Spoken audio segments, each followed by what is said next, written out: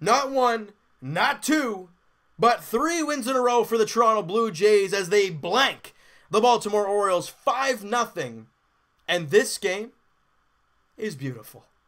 I mean, the Yankees games, both of them were stressful as all heck. I mean, they're rightfully so. They're a good team. But now you face the Orioles, and the last time we saw them, they swept us. Well, it's not going to happen this time as the Jays won 5-0 over the O's. Ryan Borucki, guys, got the start in this one, and he was spectacular. We'll get to him, guys, a little bit later on, but we're going to break things down here, right, and how things went during the ball game. So we're going to go right to the top of the second inning, where Grichuk and Solarte, that's right, Solarte got the start. I'm going to get to that in a little bit here. Grichuk and Solarte pop out and fly out to start off the second inning. 2 out, nobody on. Kevin Pillar then rips a double to left field, more or less left center.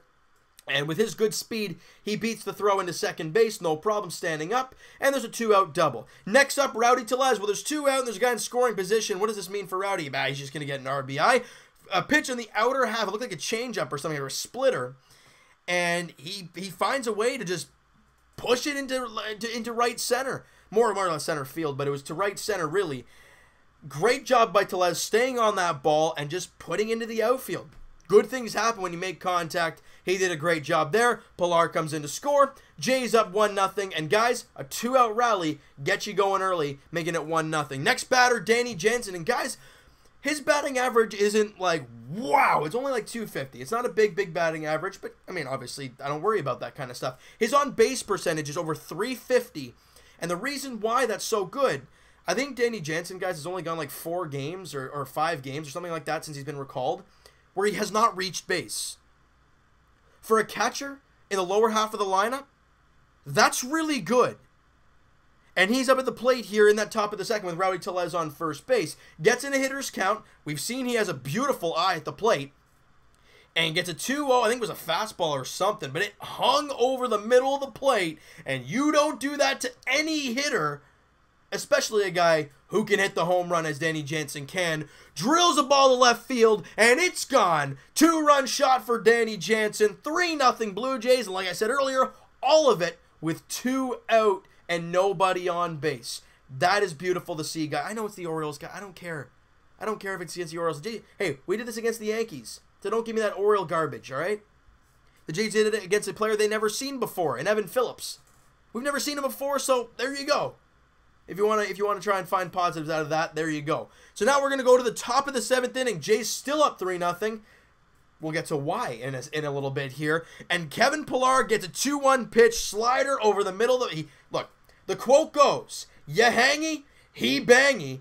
And Kevin Pillar, he banged the snot out of that baseball. Hanging slider crushed it to left center field, 416 feet for his 14th home run of the year, and the Jays have the 4-0 lead. We move to the top of the 9th inning. Aledmys Diaz came on came on defensively for Yangervis Solarte. I think it was in the 7th or 8th inning. Gets his first plate appearance, and on the very first pitch, crushes a ball to straightaway center field, and it's a fastball up, and he belts it, gone. He hits the big home run to center field. 5-0 Blue Jays, 18th home run of the season for Aledmys Diaz, and for him, that is a career high in dingers for Aledmys. That's what happens when you go to a National League, not so much of a hitter's ballpark, to a very friendly hitter's division in the American League East. Great job by Aledmys Diaz. And the Blue Jays get the win 5-0. Now, how did they get the 0 on the board for the Orioles? Well, Ryan Borucki, like I said, got the start in this one, and he was fantastic. 8 innings, 3 hits, obviously no runs, 1 walk, and 7 strikeouts. He was fantastic, mixing up his pitch as well. And you know what?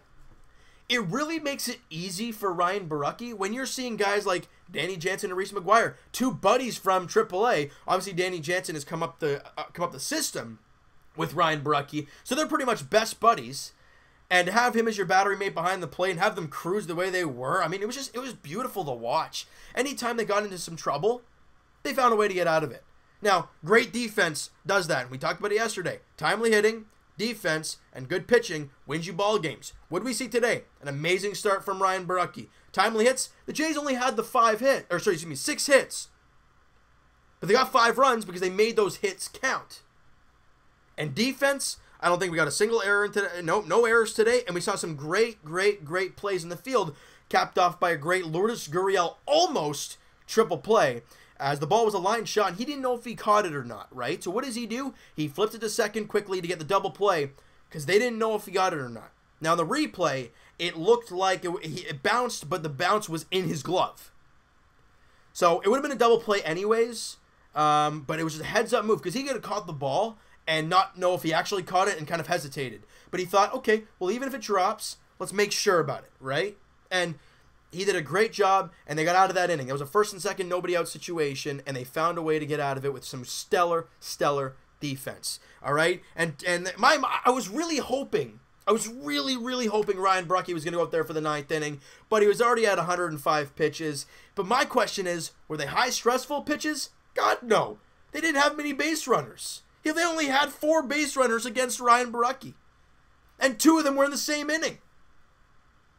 So that's where I look at it. I'm like, well, they weren't high stressful pitches, and he was still painting corners in the 8th inning. So I'm not sure why you had to take him out, but they do so. I mean, it's late in the year. You want to give a guy some rest if he can. And Tim Mesa goes out there in the bottom of the 9th inning and makes quick work of all the Orioles, striking out the side on 3 nasty sliders. And a great job there. He drops his ERA to 3.58, does Tim Mesa. And Ryan Brucky going into the ball game with a 4.26 ERA drops it to 3.86.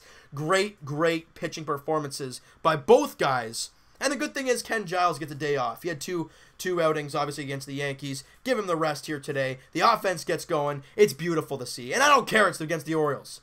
We're out of the playoffs. Let's enjoy a victory. Come on. Like, it's fun. So offensively, like I said, the Jays only had the 6 hits in the ball game. Gurriel went 1 for 4. Diaz went 1 for 1 with the home run. Pilar 2 for 4. Rowdy Tellez 1 for 3. Danny Jansen 1 for 3, and that was it. But the funny thing about this game, guys, Diaz comes in for 1 at bat and it's a dinger. Why in the heck are we seeing Solarte so much? I know by the comments, and you guys know from my opinions, I'm not a huge fan of Solarte. I liked him early in the year because he was playing well, and he looked like he actually wanted to be here. But since he's come back from the injury, even before the injury, he just looks lazy. He doesn't. Every time he hits a ground ball, he's like, ugh, and just jogs. And then they can make an easy play. We've seen in the past what happens when you make a player rush a play. They could throw it away, and you get an extra base if it goes out of play. But instead, he doesn't even hustle up the line. You know, I don't know. I just don't. You guys are talking about buying out and all that stuff. I wouldn't mind it. We have depth. He's not going to be playing third base next year with Vladdy down there. And Diaz has shown me that he can play third base fantastically. So why not? I don't know. I know you guys have the same feelings I do towards Solarte. Diaz, guys, comes in for 1 at bat and hits a dinger. I mean, let the guy play. He's having his best season of his career pretty much. You know, the guy's hitting what? With the home run today, he's hitting .259. He's got 18 home runs. He's got 52 RBIs and 54 runs scored. And he's got 23 doubles. Let the guy play. I'm loving what I'm seeing from a Aledmys Diaz guy. You know what? I'm not going to get angry at Solarte or Gibbons or whatever because the Jays win. And they got some offense. And they got a beautiful pitching performance from their youngest starter. And that has been a theme lately. Sean Reid-Foley, 5 shutout innings against the Yankees. Thomas Pannone, two runs in that first inning against the Yankees in the finale, but settles down to go 6 shutout the rest of the way. Guys, the future is coming. We just got to be patient with it. It sucks to watch this team not be in the playoffs right now, but enjoy the young players. It's coming. Guys, Brandon Drury will be here next year. And look, a healthy Brandon Drury and a consistently playing Brandon Drury, you might see some good things next year, obviously, with Vladdy at third. I don't know where he's going to play. But, guys, this team has depth. They got a top 5 farm system in the league. They're showing that their starting pitching is starting to come into form with still some guys in the minor leagues who look like studs. So let's let it play out, all right? Game 2 of the series, guys, goes tomorrow night. And speaking of future, Aaron Sanchez is probably a part of it. And he's on the mound tomorrow against Dylan Bundy of the Baltimore Orioles, 7:05 first pitch. The Jays look to win the series and win 4 straight tomorrow night. All right, at Camden Yards. A jam-packed Camden Yards, may I add. Okay, maybe not really. I mean, there's probably about, 2,000 fans there today, and probably 1,500 of them were Jays fans. That's rough. I mean, that feels like it's worse than when Tropicana Field in Tampa. It looks rough. But I mean, rain delay, garbage team, 2 teams not in the playoffs. I get it, but not that bad. All right, so guys, maybe it'll be more full tomorrow. Who knows? We're going to have to wait and see. But you know what, guys? That is going to do it for this one. You guys enjoyed this video, and you guys enjoyed today's ball game. Smack that like button. I do appreciate that. Hit the subscribe button if you guys have not already. Comment down below what you guys think of this game. What the heck did you think about Ryan Baracchi and Tim Mays? They did a great job today. More or less Ryan Baracchi, obviously, with the 8 shutout innings. What'd you think of Rowdy Tellez? What'd you think of Kevin Pillar? What'd you think of Diaz? What'd you think of Danny Jansen's shot? Guys, let me know everything about what you think of this team, and I know it's going to be a painful rest next, week and a half, 2 weeks, but we're almost there, and guys, Leafs preseason starts tomorrow. Keep your head up. We're almost there, all right? So you know what, guys? All right, that's going to do it for this one, all that great stuff. I'm so jacked up for this stuff. Hit that like button, hit the subscribe button. Comment down below everything about the game, guys. I really do appreciate all your guys' support every single day, even though these games are a grind, especially when they lose. It's tough, but you guys support left and right. I really do appreciate it all the time. All right, and Evan and I will talk to you guys Friday, podcast edition. Link is in the description for the podcast channel and for the podcast itself on iTunes. Twitter is also down below as well. Follow up, send me a DM, do all that great stuff, and I will talk to you guys tomorrow night, Leafs edition, as they take on the Ottawa Senators in Game 1 of the preseason. Who are we going to see? What lines are we going to see? I don't know, but I'm pumped no matter what. It's exciting, all right? So we'll talk to you guys then, Leafs edition, and we'll also talk to you guys tomorrow night, Jays edition. Like I said earlier, as they look to win the series against the Baltimore Orioles. 7:05 first pitch at Camden Yards. Aaron Sanchez, Dylan Bundy, the Blue Jays looking for their 4th straight win and the series win. We'll talk to you guys then.